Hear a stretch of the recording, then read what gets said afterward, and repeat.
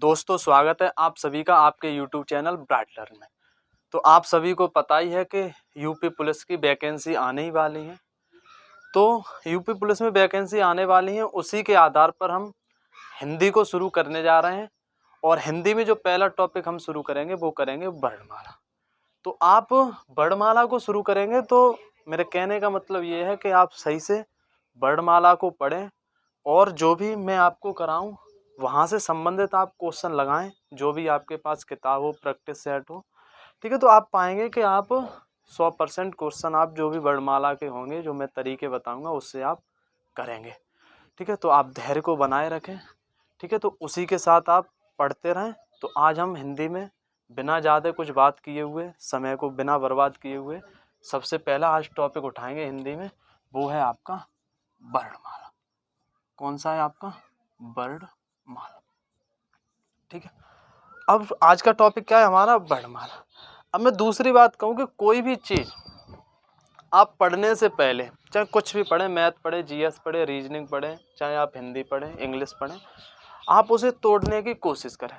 और हिंदी ऐसा प्यारा सब्जेक्ट है, मैं कहूँ कि आप वर्णमाला यानी कि जब शब्दों को ही तोड़ तोड़ के जब करेंगे तो शब्दों से ही आपकी क्या होगी, चीज़ हर एक क्लियर हो जाएगी।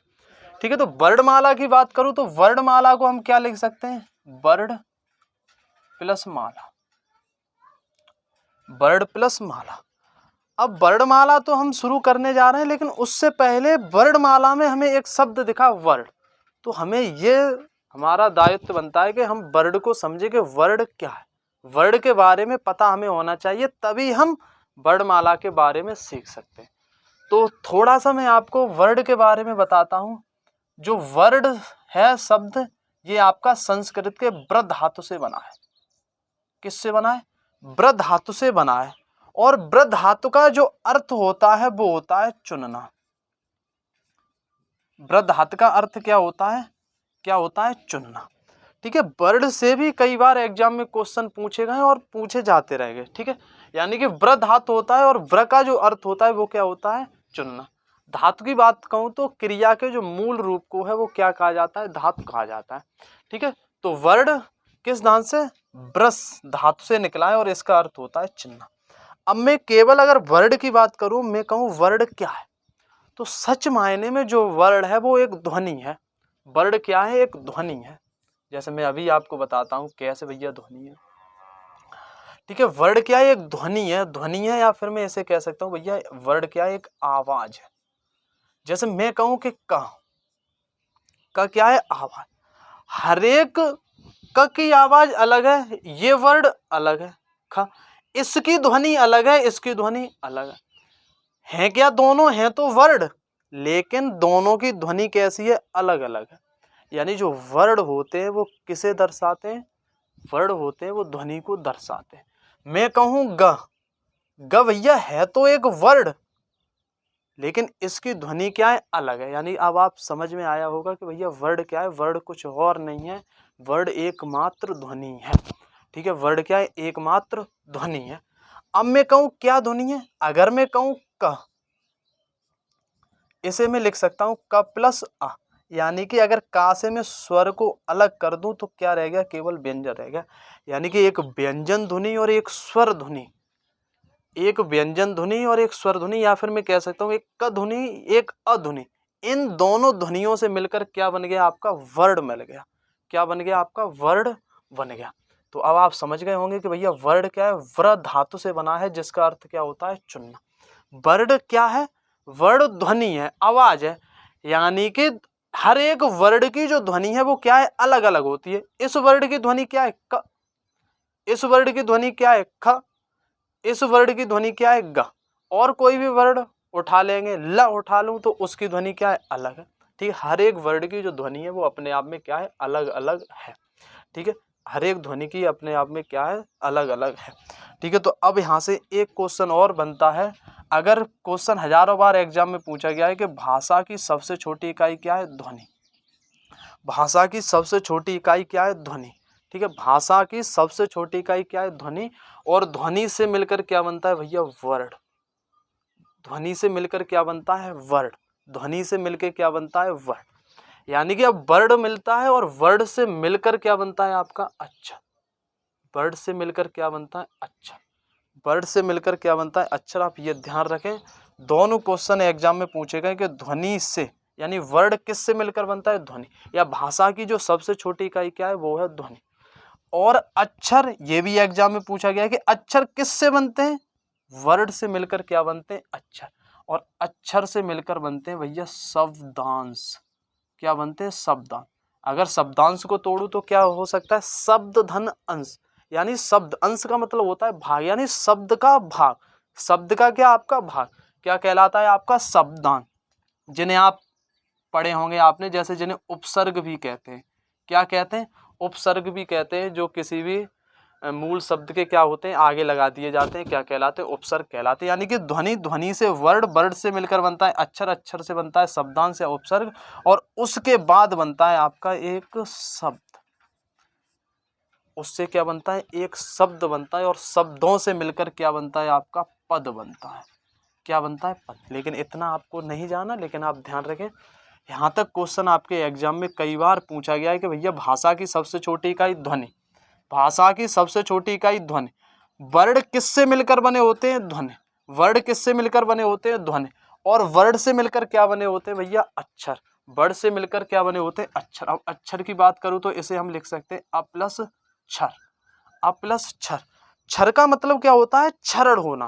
क्षर का मतलब क्या होता है क्षरण होना, यानी तोड़ना या टूटना।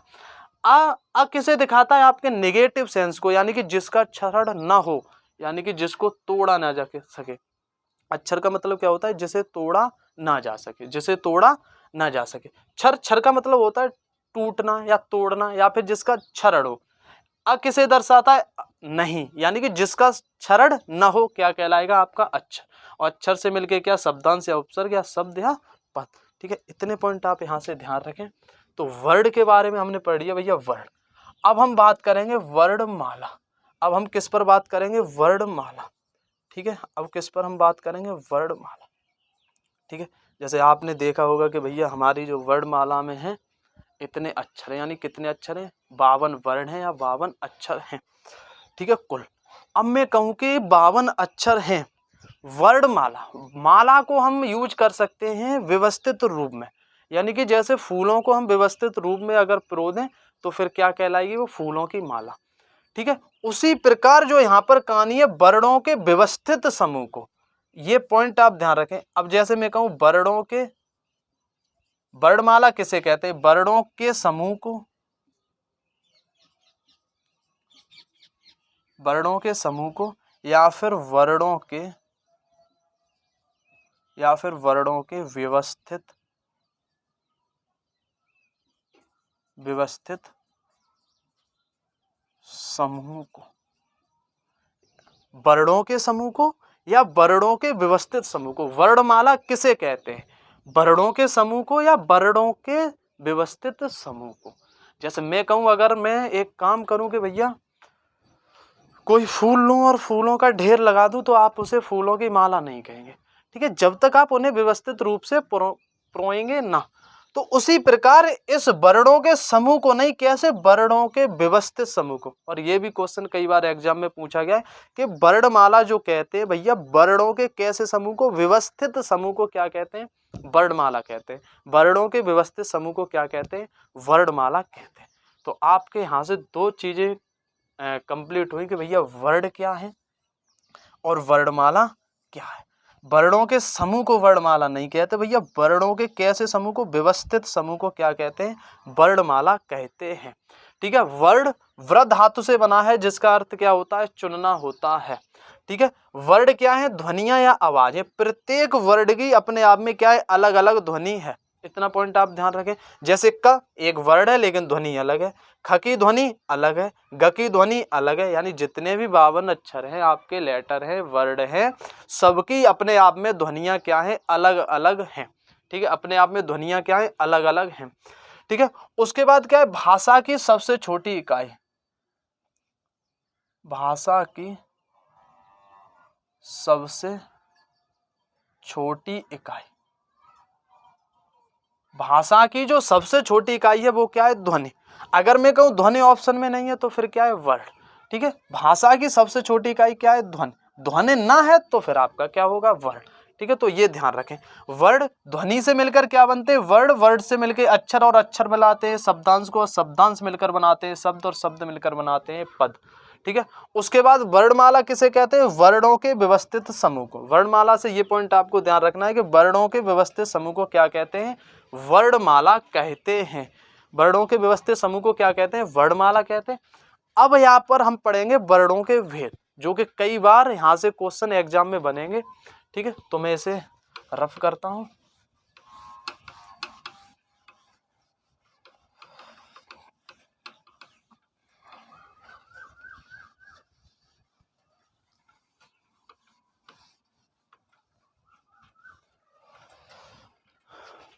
ठीक है, अब हम पढ़ेंगे भैया वर्णों के भेद।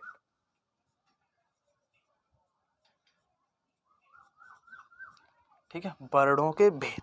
ठीक है, ये भी पॉइंट ध्यान रखें, कई बार एग्जाम में पूछा गया है कि वर्णों के भेद। वर्णों के जो भेद होते हैं वो दो होते हैं। ठीक है, वर्णों के जो भेद होते हैं वो दो होते हैं। ठीक है, लेकिन मैं कहूँ कि भैया तीन भी होते हैं।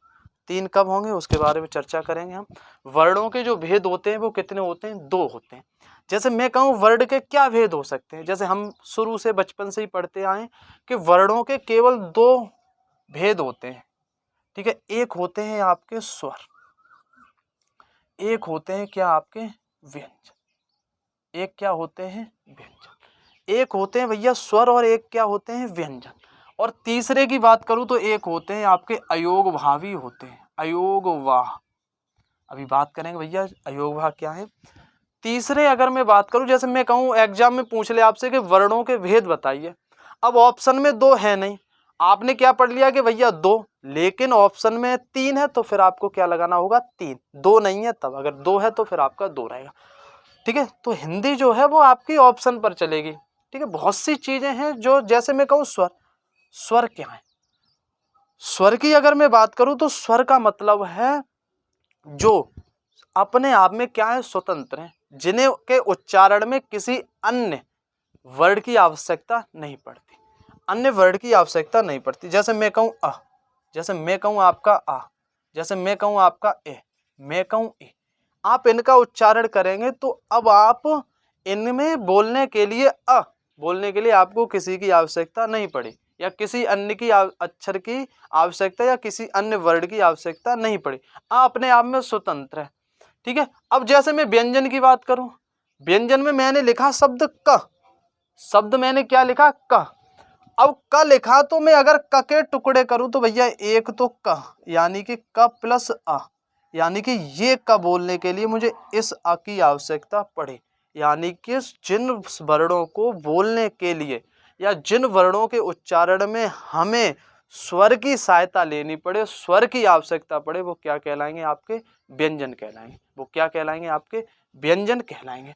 जैसे मैं कहूँ का, आप इंग्लिश में भी देखते होंगे भैया बना अगर के ए, तो ए ये इसी कारण आ रहा है कि भैया ए क्या है? ये आपका स्वर है, ये वोवेल है, यानी कि का आप स्वतंत्र रूप से नहीं बोल सकते। यानी कि किसकी आवश्यकता लेनी पड़ी? आपको स्वरों की आवश्यकता लेनी पड़ी, यानी जिनके उच्चारण में हम स्वरों की सहायता लेते हैं वो क्या कहलाते हैं? आपके व्यंजन कहलाते हैं। जो पूरी तरह से स्वतंत्र हैं आपके क्या कहलाते हैं? स्वर कहलाते हैं। ठीक है, अब मैं स्वरों की थोड़ी सी बात करता हूँ कि भैया अगर मैं स्वर कहूँ तो स्वर कितने हैं?